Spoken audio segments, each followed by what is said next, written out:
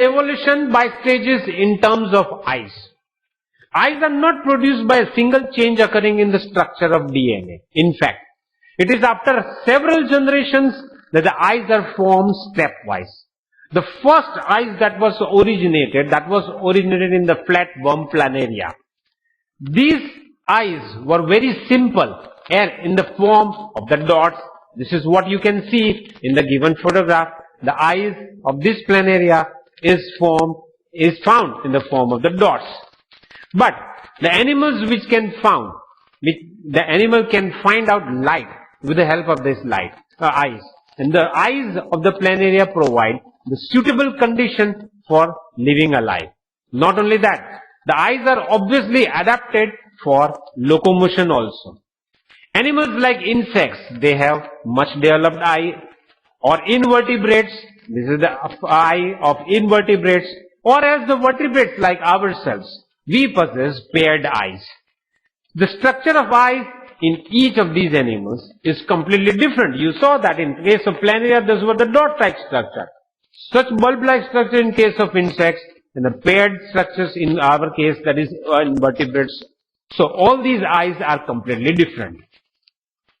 So the gradual and the progressive complexity that is found in the structure of the eye, that is nothing but suggesting the various stages of evolution, especially in case of eyes of animals.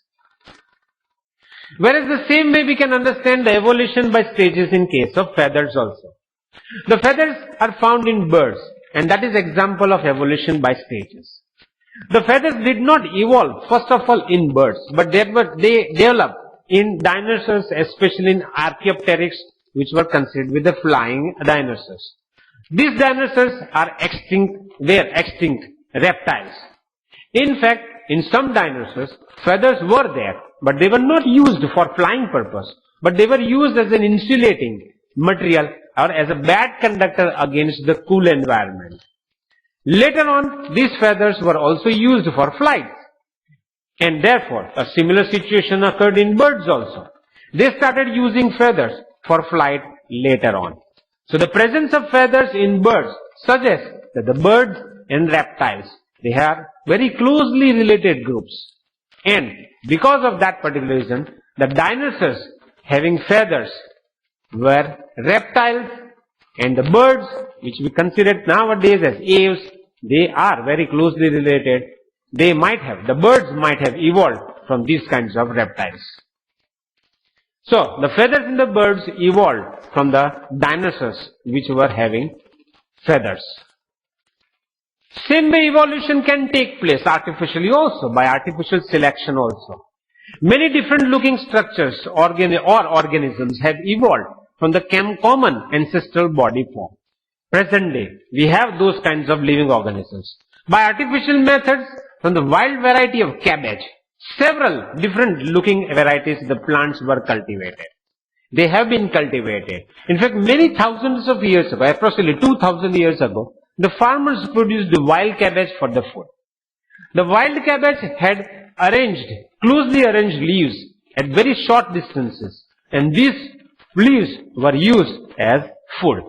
But some of the farmers obtained a variety of cabbage in which the flowering was inhibited, and that developed into the broccoli.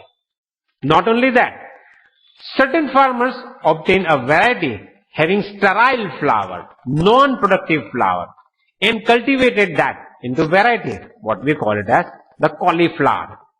And certain flowers, they selected the swollen part of the wild cabbage and developed into a new variety that is known as the kohlrabi.